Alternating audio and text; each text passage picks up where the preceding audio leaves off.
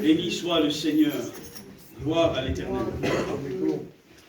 Excusez-moi. Gloire à Dieu.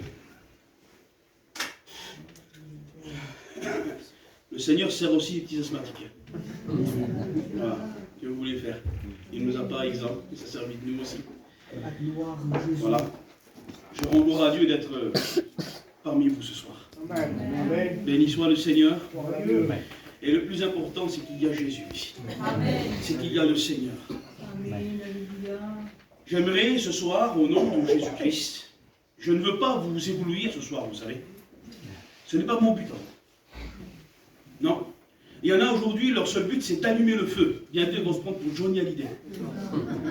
Il faut plutôt les arracher du feu. C'est ce que Dieu veut. Il nous a envoyés, il a dit, arrachez-les du feu. Béni soit le Seigneur. Le feu, c'est Dieu dans notre bouche. Si Dieu est en nous, alors Dieu, c'est le feu dans notre bouche. Ce n'est pas nous, par un mouvement, par une intonité de voix, ou par un discours bien déployé, que nous mettrons le feu. Aujourd'hui, il y a beaucoup de prédicateurs insatisfaits de la réunion, parce qu'il n'y a pas eu, soi-disant, le feu. Pas assez de larmes qui ont coulé, pas assez de mains qui se sont levées, pas assez de genoux qui ont touché terre. On veut des choses visibles pour le succès et la gloire. Je ne suis pas venu mettre le feu. Mais avec la grâce de Dieu, par la sainte parole de Dieu, arracher les âmes du feu. C'est ce que nous voulons. Amen. Gloire à Dieu. Ce soir, il y a une barrière qui doit être brisée. Il y a un mur qui doit tomber. Parce que derrière cette barrière, il y a la mort. Derrière ce mur, il y a les ténèbres, il y a la perdition. Et il y en a un qui ne veut pas rester seul derrière cette barrière. Il ne veut pas aller seul dans les temps ardents de feu. Cette barrière, c'est le péché. C'est la séparation de Dieu avec l'homme. L'homme et la femme, l'humanité, ne peut s'approcher de Dieu avec le péché. Il faut que le péché soit brisé dans une vie. Totalement expié. C'est un retour à l'innocence et à la pureté. Et alors, nous pouvons nous approcher de Dieu à travers le sang de la substitution. Béni soit le Seigneur. J'aimerais vous parler de cela ce soir avec la grâce de Dieu. J'aimerais vous parler du divin substitut. Que veut dire la substitution? Ça veut dire prendre la place de quelqu'un. C'est un remplacement. Et Christ a pris notre place.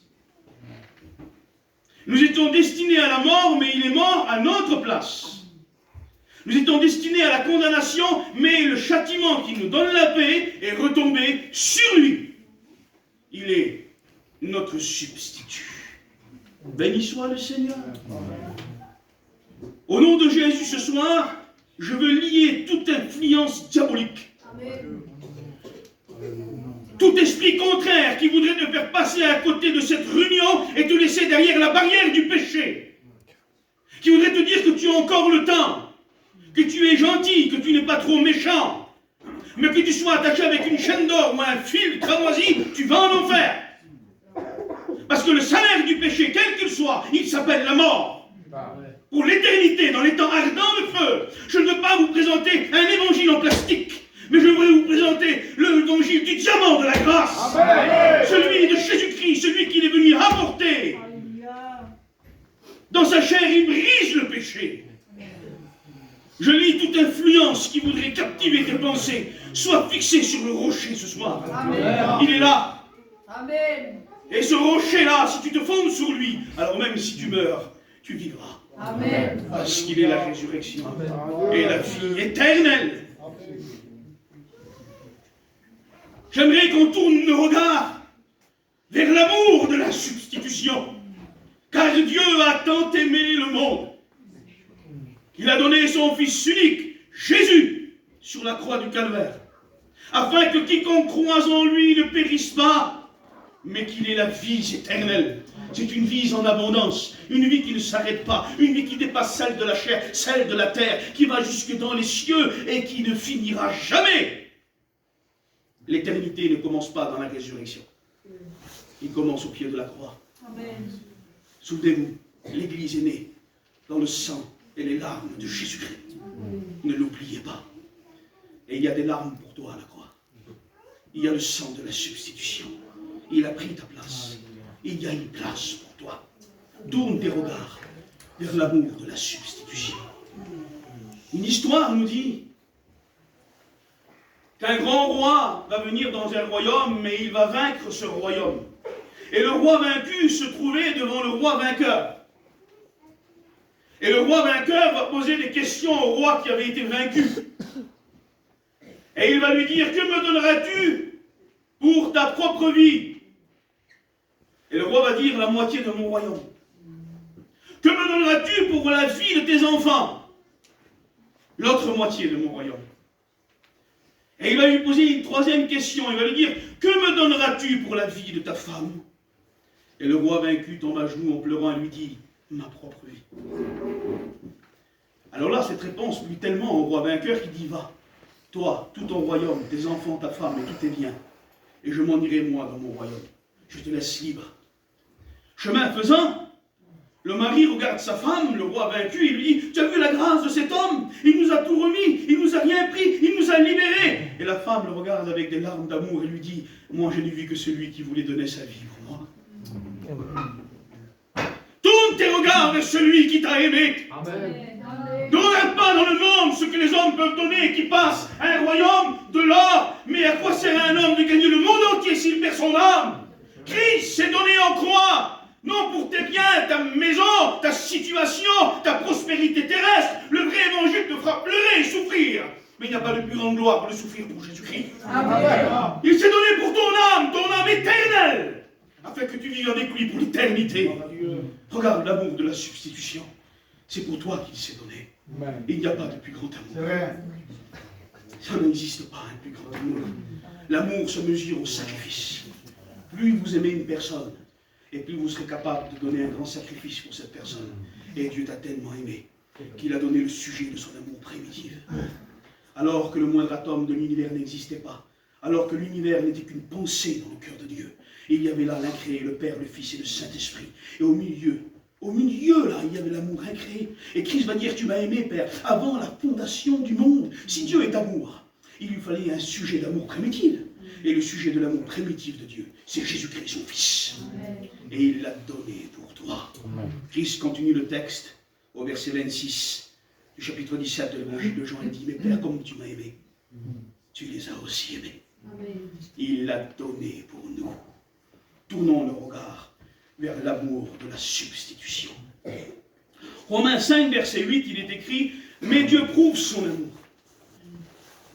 Mais Dieu prouve son amour envers nous, en ce que lorsque nous étions encore des pécheurs, on ne méritait rien. La grâce ne s'achète pas par des œuvres, par des pèlerinages, par des gentillesses, par des biens donnés. Non, elle ne s'achète pas, elle ne se mérite pas.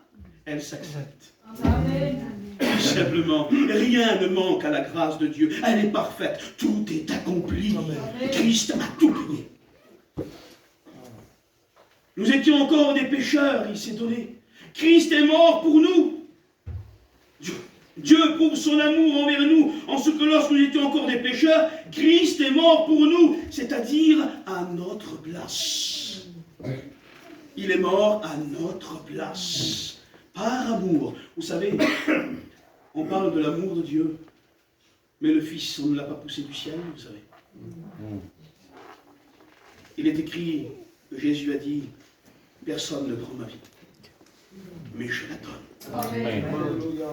Il dit dans l'évangile de Jean, au chapitre 10, je bénis son nom, écoutez les paroles du Christ, écoutez les paroles de Jésus. C'est les paroles du Maître, des paroles simples, mais des paroles qui ont été vraies, des paroles qui peuvent donner la vie, des paroles qui donnent la vie à celui qui est mort, des paroles qui délivrent le captif qui a des chaînes, des paroles qui délivrent le possédé, des paroles qui délivrent le lié, le drogué, l'alcoolique, le haineux. Il va dire, je suis le bon berger qui donne sa vie pour ses brebis. Amen.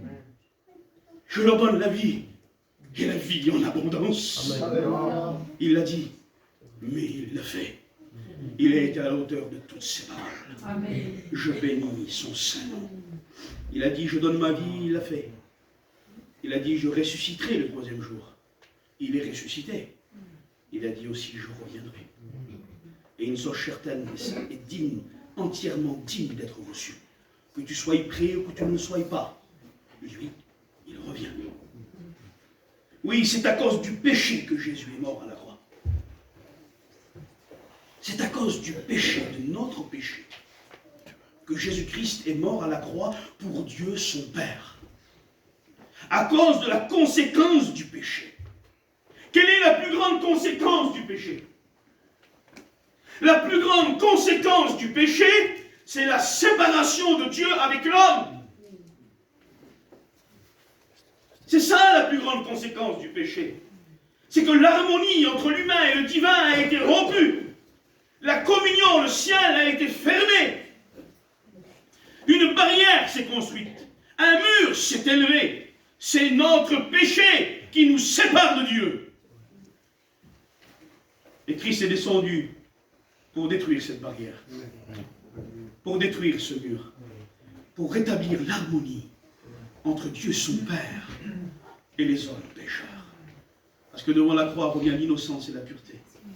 Ce qui est indispensable pour trouver une harmonie parfaite entre l'humain et le divin. C'est à cause du péché que Jésus s'est donné, oui. À cause de la séparation d'avec Dieu, qui est la plus grande conséquence du péché. Le péché met une barrière entre Dieu et les hommes. À chaque fois que nous voyons dans la parole de Dieu, où Dieu veut signifier que le péché a éloigné l'homme, Dieu met une barrière. Dans Genèse 3, verset 24, quand Adam, le premier homme que Dieu créa, et sa femme Ève, la première femme qu'il créa, vont pécher par la désobéissance et tomber dans le péché, et donc l'humanité dans la mort, Dieu va les chasser du jardin d'Éden. Loin de sa présence, loin de la communion, loin de l'harmonie, loin de la paix. Et Dieu, il est écrit qu'il va barrer le chemin de l'arbre de la vie. Il y a une barrière qui se fait. Et il va mettre à l'entrée du jardin des chérubins protecteurs à l'épée flamboyante pour leur barrer le chemin. À l'épée flamboyante. Quand il va commander à Moïse de faire le tabernacle, dans Exode 26, verset 31, il va dire, tu feras le voile dans le tabernacle, qui sépare le saint des saints du lieu saint et du parvis. Et ce voile-là, excusez-moi, ce voile, il représente le péché de l'homme. La séparation des choses saintes et des choses pures, des choses célestes et des choses terrestres. Il était impossible que les choses célestes se mélangent aux choses terrestres. Et que l'impureté se mélange à l'impureté. Que la pureté se mélange à l'impureté. Dieu met une séparation, le voile du temple, qui sépare le saint des saints du lieu saint et du parvis. Et il dit sur ce voile, tu feras des chérubins avec leur épée. Aussi une barrière avec l'épée. Comme au commencement, une barrière avec l'épée. Dans le tabernacle, pour les choses saintes, une barrière avec l'épée. Une barrière entre nous et la vie. Une barrière entre nous et la sainteté de Dieu. C'est notre péché. C'est notre péché. Dieu vient toujours punir le monde par les anges. Vous avez remarqué? Et cette épée représente la condamnation.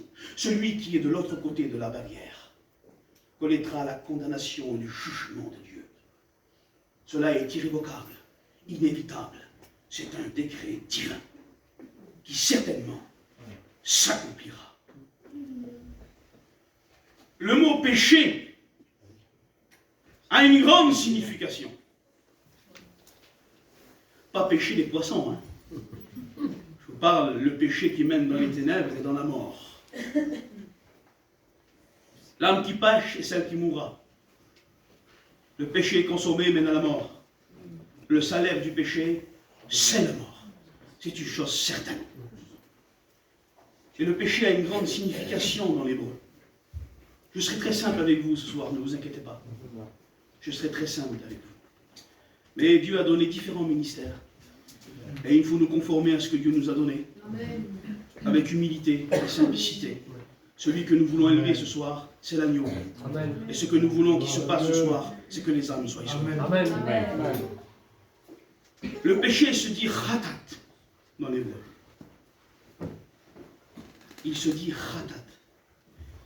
Il est composé de 3 lettres. C'est le het qui veut dire barrière. Barrière. Qui sépare l'intérieur de l'extérieur, les choses saintes des choses impures. La deuxième lettre, c'est le tête, qui veut dire le serpent, et aussi l'épée. Et la dernière lettre, c'est le halef, qui veut dire le commencement, le début. Donc la signification du péché dans l'hébreu, ça veut dire, au commencement, le serpent a posé une barrière. Au commencement, le serpent a posé une barrière. Pourquoi l'épée aussi? Eh bien parce que derrière, l'homme est passé derrière cette barrière. Et l'épée de la condamnation est comme une épée Damoclès au-dessus de lui. Bientôt, il revient pour juger les nations, avec sa rétribution. Et il donnera à chacun selon ses œuvres. Et ce qui était caché dans les ténèbres paraîtra à la lumière du jour. Et là, les fils de Dieu, les vrais, seront révélés. Et ceux qui n'avaient que des œuvres comme de la chaume ou de la paille brûleront à ses yeux de flamme. Car rien n'est caché aux yeux du Tout-Puissant. Et rien n'est caché. Si tu dois te repentir ou demander pardon, je ne sais pas qu'est-ce qu'il faut que tu fasses ce soir. Mais fais-le. Il y a le sang de la substitution. Amen. Et le sang ne perd pas sa force. Il reste efficace. Oui, le mot péché dans l'hébreu, khatat, het, tet et halef, veut dire au commencement, le serpent a posé une barrière. Et cette barrière-là fait tomber la condamnation, le jugement par l'épée. Il fallait que cette barrière soit brisée. Il fallait que le péché soit brisé. Et Dieu dit dans Genèse 3,15, il s'adresse au serpent ancien. Et il dit, je mettrai une inimitié entre ta postérité et la postérité de la femme. Elle t'écrasera la tête et tu lui blesseras le talon.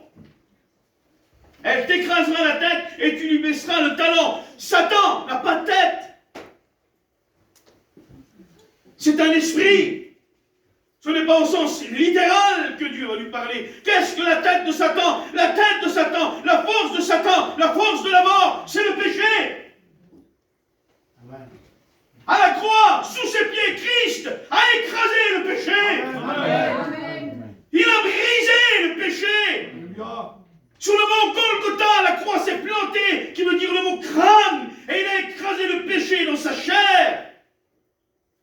Il est écrit dans Hébreux 10, verset 20, qu'au travers du voile de sa chair qui a été rompu, il nous a inauguré une route qui jadis n'existait pas et qui maintenant mène au ciel, Amen. au lieu saint, au sanctuaire Amen. céleste. Il a brisé la barrière que Satan avait posée.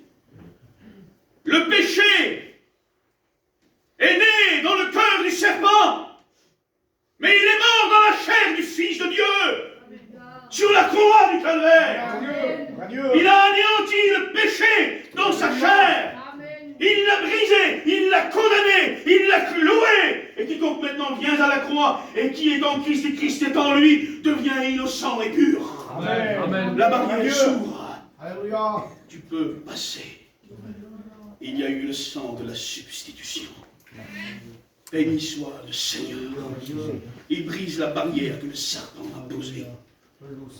Oui, Romains 8, verset 3, il est écrit, Dieu a condamné le péché dans la chair. Oui, parce que le péché qui avait été commis dans la chair devait être brisé dans la chair. C'est pour ça qu'il a fallu l'incarnation du Fils de Dieu. Dieu a condamné le péché dans la chair en envoyant à cause du péché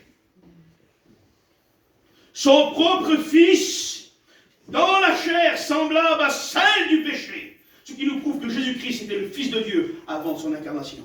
Il a envoyé son Fils dans la chair. Avant que Jésus soit le Fils de Marie et qu'il naisse à Bethléem, il est le Fils éternel du ciel et du Père. Depuis toute éternité. Dieu a condamné le péché dans la chair. Il l'a condamné. Vous imaginez? En envoyant son Fils dans la chair semblable au péché. Mais pourquoi Christ a condamné le péché? Comment il a pu condamner le péché dans sa chair sur la croix? Pourquoi Dieu dit que lui, quand il va venir, il va condamner le péché et briser la barrière? Parce que lui, il n'a pas péché. Il est resté saint. C'est la sainteté de l'agneau qui a vaincu le péché sur la croix. Je crois que l'autre jour, on en a parlé, mais je vais vous le redire quand même, c'est pas grave. Être le perroquet du Seigneur, c'est une gloire. C'est une gloire. Quand il est parlé du Christ, dans le texte original grec, bien des fois, il n'est pas dit simplement l'agneau, mais il est dit l'agneau lait. L'agneau lait. Pourquoi l'agneau lait? Je me suis posé la question. Parce qu'un agneau lait, ce n'est pas un broutard. Sa bouche n'a jamais touché le sol. Il n'a jamais mangé la production de la terre. Jésus-Christ ne s'est pas souillé avec ce que les pieds de l'homme ont foulé. Il est resté saint. Amen. Il est resté pur. Michel a pu dire, le péché n'a rien en moi. Et le prince de ce monde ne veut pas me convaincre. Tout homme, toute femme a été tenté et amorcé à l'intérieur de son cœur par Jésus-Christ. Il a été tenté à l'extérieur, comme vous et comme moi, en toutes choses. Mais le péché n'est pas entré en lui. Il ne s'est pas souillé. Il est resté l'agneau laid. Il n'a jamais été broutard, il n'a jamais goûté à la production de la terre. Et la sainteté de cet agneau sur la croix du calvaire va donner le sang de la substitution qui vient payer ta place et anéantir ton péché dans sa chair. Je bénis son nom. Amen. Je bénis le nom de Jésus-Christ. Je bénis le nom du Seigneur. Oui, Dieu a condamné le péché dans la chair en envoyant à cause du péché son propre Fils dans la chair semblable à celle du péché. 1 Pierre 2, verset 21, il est écrit quelque chose d'important. Écoutez, la Bible est importante. Amen. Je vais vous le redire. Écoutez, la Bible est importante. Il n'y a rien de plus important que la parole de Dieu. Tout passera. Les idées des hommes, leurs idées farfelues, leurs fausses doctrines, ils se briseront contre le rocher des siècles dans le jugement éternel. Mais elle ne passera jamais. Amen. C'est la Bible que nous devons écouter. C'est la Bible que nous devons prêcher. C'est la Bible que nous devons suivre. Amen. Béni soit le Seigneur. Il est écrit dans 1 Pierre 2, verset 21, Christ a souffert pour nous. Il a porté nos péchés dans son corps, sur le bois de la croix. Afin que, mort à nos péchés, c'est important ça, mort à nos péchés. Nous étions morts dans nos péchés. Mais quand tu viens à la croix, tu es mort à tes péchés. Ça veut dire qu'il n'existe plus. Il n'y a plus de condamnation pour ceux qui sont en Jésus-Christ. Il n'y a plus d'épée de Damoclès au-dessus de leur tête. Alléluia. Oui. Amen. Afin que, mort à nos péchés, nous vivions pour la justice. Parce que la substitution, quand Dieu donne son Fils sur la croix pour payer ta place, la substitution engage. Vous savez, c'est quoi le mot engager? Quand on est engagé, on est obligé d'aller jusqu'au bout. Et j'aimerais vous dire que quand Dieu s'engage, Seigneur, quand Dieu s'engage dans une affaire, qui le fera reculer? Ni vous, ni moi, ni Satan, ni ces démons, ni le monde, ni les présidents, ni les rois, ni n'importe quelle armée. Quand Dieu s'engage dans une affaire, il va jusqu'au bout. Amen. Il n'y a pas de montagne 3 qui les a créés. Vous savez, il tient les ossements dans le creux de sa main. Il a dit, lui, que la lumière soit, et la lumière fut. Amen. Il est le Dieu Tout-Puissant. Il est El Shaddai, Elohim, Adonai, Yahvé. Il est le Dieu créateur. Alléluia. Et rien n'est impossible à lui. Rien n'est étonnant au nord de lui. Et la substitution à la croix, son Fils donné sur la croix, engage deux choses en Dieu. La substitution à la croix engage la fidélité et la justice divine.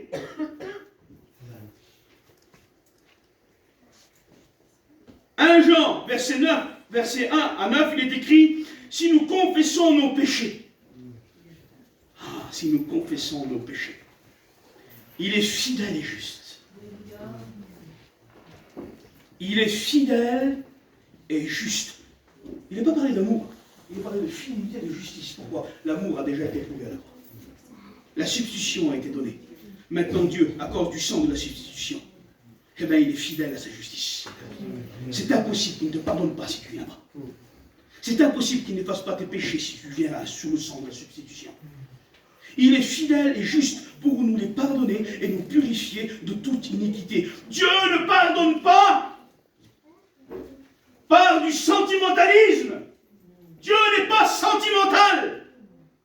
Dieu ne vous pardonnera pas s'il est bien décidé. Ou alors il refusera de vous pardonner s'il est mal décidé. Dieu n'a pas de son d'humeur. Dieu est fidèle à sa justice. Amen. Dieu est fidèle à lui-même. Il ne peut déroger à sa propre personne, à sa propre sainteté, à sa propre parole, à son propre engagement, à son propre arrêté. C'est un décret divin. Le sang de Jésus-Christ, son Fils, nous purifie de tout péché. Amen. Il n'y a pas de péché qui ne puisse être pardonné par le sang de Jésus-Christ. Quelle que soit la noirceur et les ténèbres et la profondeur de ton péché, la grâce à la croix et le sang de la substitution peut l'effacer complètement et te redonner l'innocence, briser la barrière et te rétablir en une harmonie avec le divin. Car maintenant, au pied de la croix, un homme pécheur et un Dieu saint peuvent se réconcilier. La réconciliation est possible. Je bénis son saint nom. Dieu ne pardonne pas par sentimentalisme. C'est-à-dire qu'il y en a qui croient, parce que Dieu est bon, même si je pêche, il me pardonnera, il ne te pardonnera pas, si tu ne passes pas par le sang. Tu iras en enfer, tu seras perdu. Oui, mais Dieu est bon, il me connaît mon cœur. Je prie, des fois, je chante, des fois, j'ai déjà pleuré, j'ai déjà parlé en langue, j'ai déjà été guéri. La guérison n'est pas un gage, une assurance du salut. Tu peux être guéri, aller en enfer, mais mourir dans ta maladie et aller au ciel. Ce qui est le gage, ce qui est l'assurance du salut, c'est le sang de l'agneau sur ta vie. Amen. Pour Dieu. C'est le sang de la substitution. C'est accepter que tu es coupable et pécheur. Et devant la croix, dire pardon, coupable, Seigneur. Et dans le tribunal de Dieu, plaider coupable, c'est être gracié. Amen. C'est être gracié. Amen. Dieu n'est pas sentimental. Dieu est saint et juste et amour. Amen. Et c'est la fidélité dans sa justice qui satisfait l'amour de Dieu. Non, Dieu est bon, il me pardonnera. Dieu est juste, il te punira. Même qu'il t'aime, parce que crois-moi que Dieu t'aime. Crois-moi que Dieu t'aime, d'un amour éternel. Dieu déteste l'orgueil, mais il aime l'orgueilleux. Dieu déteste la haine, mais il aime le haineux. Dieu déteste l'incrédulité, mais il aime l'incrédule. Dieu déteste l'idolâtrie, si vous saurez. Mais il aime l'idolâtre, parce qu'il s'est donné pour lui. Il est mort pour les pécheurs, pour le monde pécheur, afin que nous soyons sauvés. Dieu, non, ne pardonne pas par sentimentalisme, parce qu'il vous aime plus à vous qu'à un autre, parce que vous êtes plus gentil. Non, non, non. Dieu nous pardonne, mais par la fidélité à sa propre justice. Et la justice de Dieu n'est satisfaite que dans le sang de la substitution. À la croix, dans le sang de la substitution, le pardon est certain et il est total. Et il n'y a que là qui sont. Il n'y a que là, il n'y a que dans cet endroit. Il n'y a qu'à Golgotha que se trouve le pardon total et certain. Il n'y a pas d'autre endroit. Un pèlerinage ne donne pas le salut. Une vie bien rangée, sans insulte, sans mauvais regard et sans vol, ne donne pas le salut. Autrement, on serait sauvé par nos œuvres. Mais il est écrit dans Éphésiens 2, verset 8, que nous sommes sauvés que sur la grâce, par la base de la foi, sur la base de la foi, afin que personne ne puisse se glorifier, mais que la gloire ne revienne qu'à Dieu. Béni soit le Seigneur. Mais à la croix, à Golgotha, le pardon dans le sang de la substitution, il est certain et il est total. Parce que Dieu ne pardonne pas à moitié. Dieu vous pardonne totalement. Amen. Dieu vous pardonne totalement, tout entier. Plus rien ne compte. Amen. Amen. Il est indispensable d'un retour à l'innocence et à la pureté pour être en harmonie avec Dieu. Et si vous venez à la croix et que vous passez sous le sang de la substitution, vous redevenez comme un bébé qui vient de naître en respectant. C'est comme un enfant qui voit le premier jour. Vous pouvez lui reprocher quoi? Il n'a encore rien fait. Et quand tu passes par le sang de la substitution, pour Dieu, c'est ton premier jour. Il n'y a plus rien à te reprocher. Tu es devenu innocent et tu es devenu pur. C'est comme si tu n'as jamais péché. Voilà la force du sang de Jésus-Christ. Un jour, le Seigneur Jésus, il n'avait que 8 jours. Et ses parents l'ont emmené au temple à Jérusalem. Et là va se trouver un homme qui était rempli du Saint-Esprit.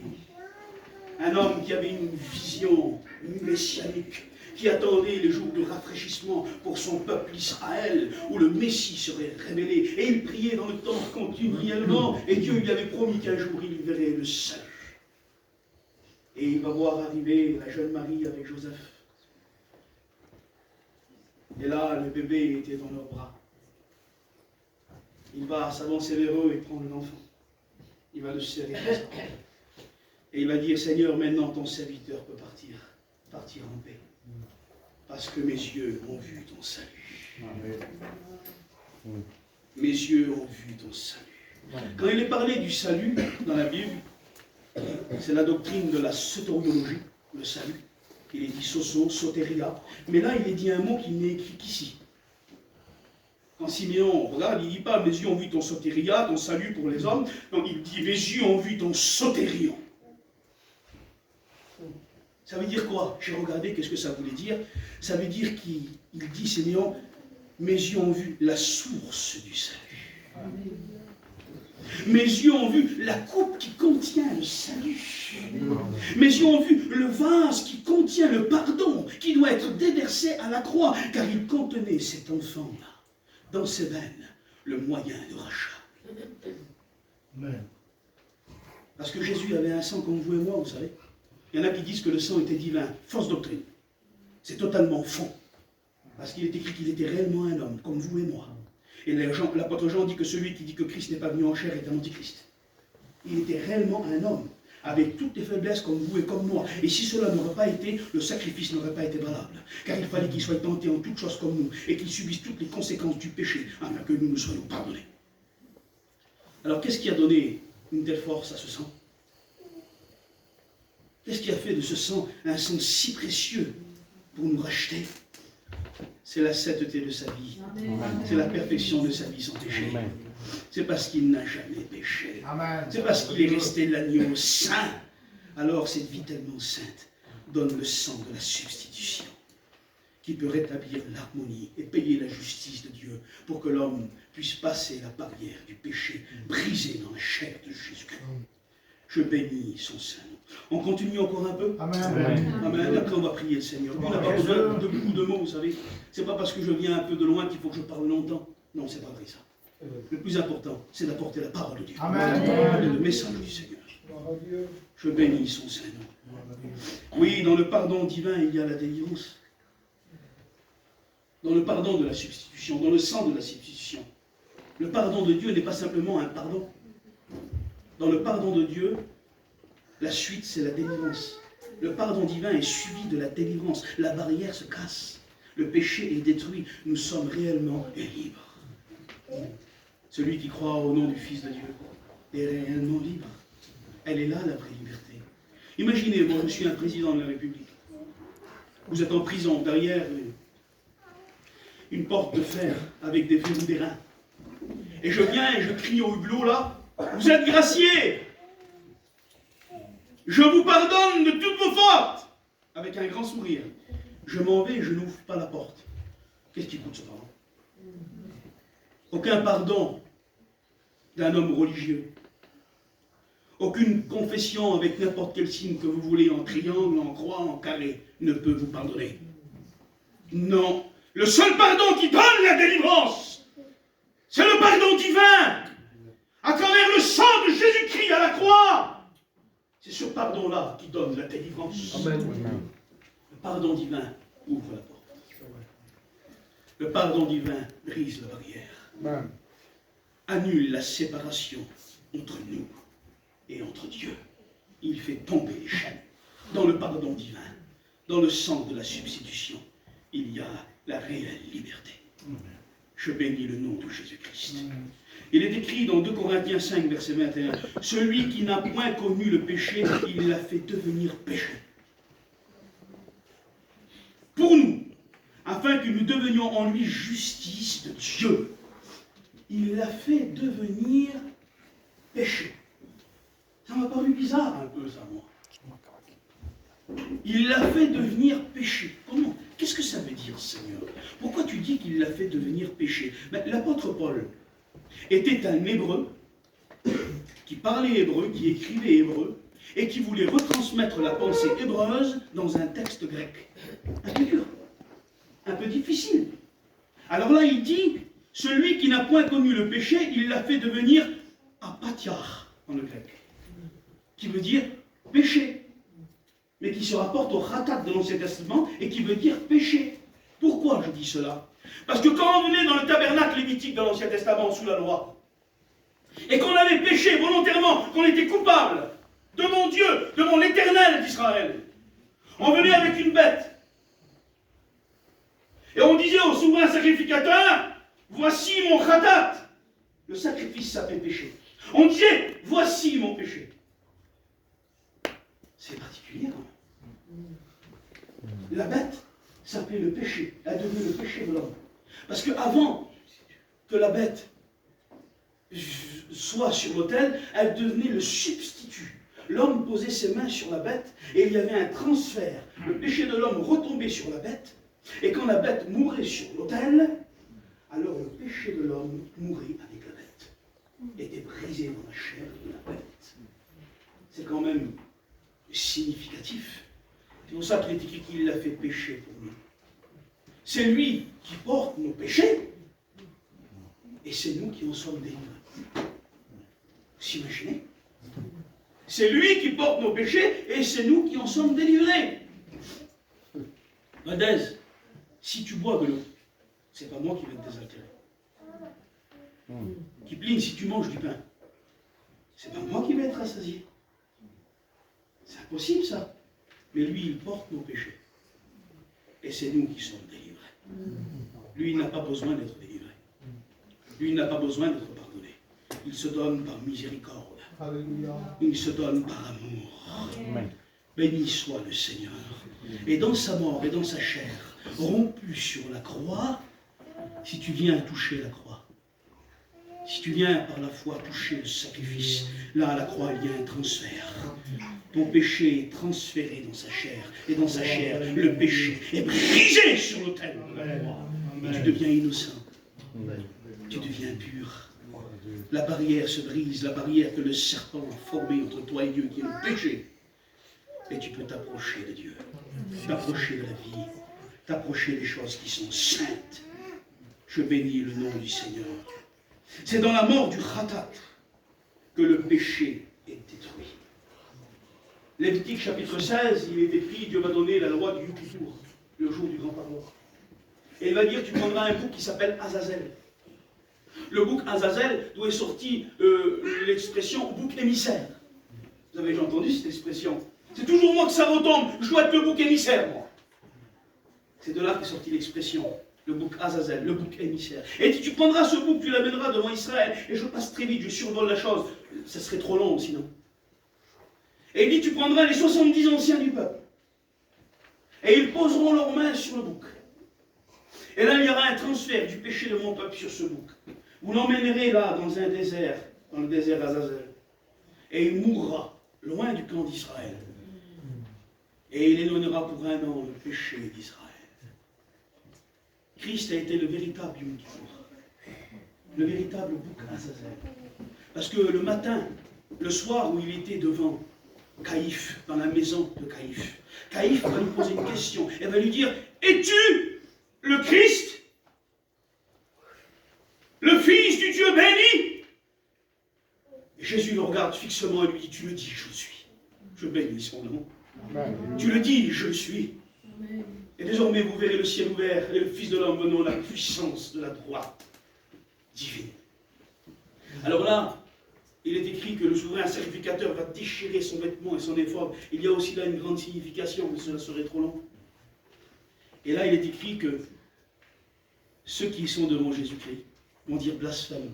C'était les 70 anciens du peuple, le Sanhédrin, composé des 70 anciens du peuple. Et c'est les premiers qui vont venir immoler l'agneau, lui donnant des soufflets et lui arrachant la barbe. Là, il devient le véritable Yom Kippour, sur qui retombent nos péchés. Le divin substitut. Je bénis son saint nom. À Dieu soit toute la gloire. À Dieu soit toute l'honneur. Il est écrit un texte très important, et nous allons le lire ensemble, et ensuite nous prierons le Seigneur, et je sais que Dieu va briser la barrière ce soir. Il ne faut pas que tu restes de l'autre côté. Satan veut que tu restes, Satan te dit que tu as le temps. Satan te dit pas ce soir, mais sais-tu que Jésus peut revenir pendant que tu prêches? Jésus peut revenir maintenant. Il est écrit dans Isaïe 53. Nous lisons la Bible ensemble. Qui a cru à ce qui était annoncé? Croyez-vous en ce qui a été annoncé ce soir? Croyez-vous en la parole de l'Éternel? S'il y a un salut, il y a une perdition. S'il y a un paradis, il y a un enfer. S'il y a des sauvés, il y a des perdus. Ceux qui restent derrière la barrière du péché posé par le serpent. Mais à la croix, le voile est déchiré à travers sa chair. Car il n'y a plus de condamnation pour ceux qui sont en Jésus-Christ. À travers la chair du Christ, le voile s'est rompu. Et derrière le voile, il y a l'arche de l'Alliance. Et au milieu de l'arche, sur le socle, il y a le sang du propitiatoire, le sang du Yom Kippour. Et il y a deux chérubins qui regardent le sang. Mais là, les anges, à l'instar du devant le jardin d'Éden et sur le voile du Saint des Saints, ils n'ont plus d'épée dans les mains. Parce qu'ils sont désarmés devant le sang. Car il n'y a plus de condamnation pour ceux qui sont en Jésus-Christ. Il est le sang du pardon. Il est le sang de la délivrance. Il est le sang de la substitution. Et dans ce sang, Dieu s'engage de tenir fidélité à sa justice, donnant le pardon à quiconque y croit et quiconque y passe. Qui a cru en ce qui nous a été annoncé? Qui a reconnu le bras de l'Éternel? Il s'est élevé devant lui comme une faible plante, comme un acheton qui sort d'une terre desséchée. Il n'avait ni beauté ni éclat pour attirer le regard. Son aspect n'avait rien pour nous plaire. Méprisé et abandonné des hommes, homme de douleur habitué à la souffrance. Son robe à celui dont on détourne le visage. Nous l'avons dédaigné, nous n'avons fait de lui aucun cas. Il y a combien de temps que tu dédaignes le sacrifice? Aurait-on oublié le sacrifice de Jésus-Christ? Combien de temps que Dieu t'annonce qu'il revient et que son Fils est mort pour toi? Réalise ce soir que tu dois être sauvé. Amen. Amen. Cependant, ce sont nos souffrances qu'il a portées.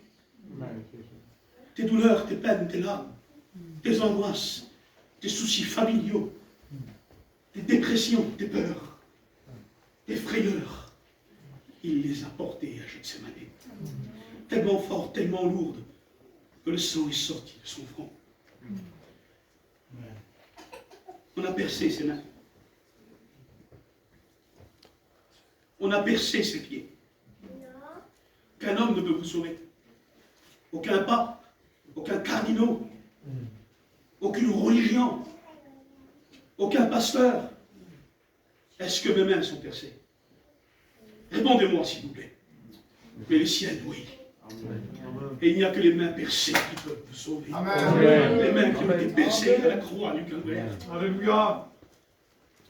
Il a porté nos souffrances. C'est de nos douleurs qu'il s'est chargé.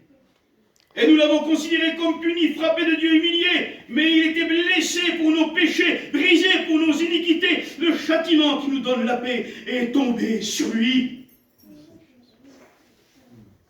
Et c'est par ces meurtrissures que nous sommes guéris. Amen. Quelle promesse qu'il y a à la croix. Alléluia. Ah oui, Dieu à la croix ne se contente pas simplement de nous sauver de la damnation. Non, il y a la graisse du sacrifice. Il y a le bénéfice du sacrifice. Et il est écrit que Abel, chapitre 4, verset 4 de la Genèse, offrit les premiers-nés de son troupeau avec leur graisse. Et Dieu donne un message dans cela, c'est que dans le sacrifice de la croix, il donne le premier-né, qui ne sont pas simplement de la nation, mais derrière il y a le bénéfice du sacrifice. Il y a le sang qui nous sauve, mais il y a la grâce du sacrifice qui nous donne un nom nouveau, une patrie céleste. Son éternité devient la nôtre, sa vie devient la nôtre, nous buvons dans sa coupe, nous mangeons son pain, nous sommes à sa table, sa vie c'est notre vie, sa résurrection est bientôt la nôtre. Amen. Il y a la grâce du sacrifice. Amen. Nous sommes victorieux, victoire totale. Je bénis son saint nom. Je sens la présence de Dieu. Il a été puni, frappé. Nous l'avons considéré comme puni, frappé de Dieu, humilié. Mais il était blessé pour nos péchés, brisé pour nos iniquités. Le châtiment qui nous donne la paix est tombé sur lui. Et c'est par ses meurtrissures que nous sommes guéris. Nous étions tous errants comme des brebis. Chacun suivait sa propre voie. Et l'Éternel a fait tomber sur lui l'iniquité de tous. Il est le substitut. Sur l'arche, il y avait le propitiatoire. Ce propitiatoire-là, aucun vase du tabernacle, aucun vase en Israël ne pouvait contenir le sang. Il n'y avait que là que le sang pouvait être. Et il n'y a que dans la chair du Fils de Dieu, dans cette vie sainte, que le pardon total peut se trouver. Il a été maltraité et opprimé. Il n'a pas ouvert la bouche, semblable à un agneau qu'on mène à la boucherie, à une brebis muette devant ceux qui l'attendent. Il n'a pas ouvert la bouche. Il a été enlevé par l'angoisse et le châtiment. Et parmi ceux de sa génération, qui a cru qu'il était retranché de la terre des vivants et frappé pour le péché de mon peuple? On a mis son sépulcre parmi les méchants. Je connais un tombeau qui est ouvert.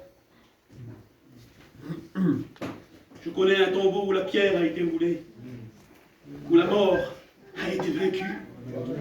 C'est le tombeau de mon Seigneur. Il est mort, mais bien plus. Il est ressuscité.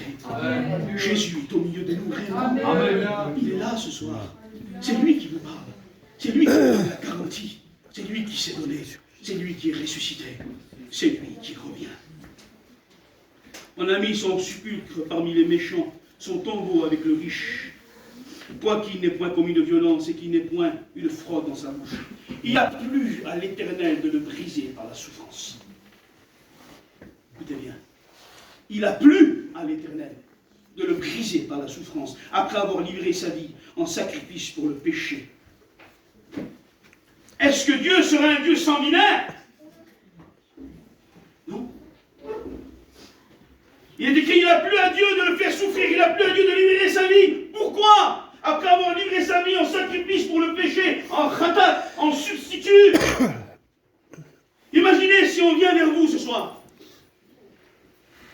On vous appelle à l'hôpital de Montpellier. Et on vous dit, votre enfant a une maladie incurable. On ne peut pas la guérir. Certainement, il va mourir. Cette maladie est dans ses veines. Elle ronge ses os. Il va mourir. Il n'y a aucune solution. Mais voilà. Vient un docteur et vous dit, ici, il y a une solution. Laquelle? Même si c'est votre vie, vous allez la donner. Et là, le docteur vous dit, votre fils aîné a dans son sang l'antidote qui peut guérir son frère. Mais voilà, pour prendre le sang de votre fils là, c'est une opération qui va être très douloureuse. C'est une opération qui va le faire souffrir. Mais vous allez accepter. Parce que vous savez que le premier est assez solide et assez fort pour survivre, et que le deuxième va mourir. Vous allez avoir de la peine dans votre cœur de voir l'opération douloureuse, mais quand vous allez avoir le sang qui sort pour guérir votre jeune, vous allez être content, ça va vous plaire. Il a plu à l'Éternel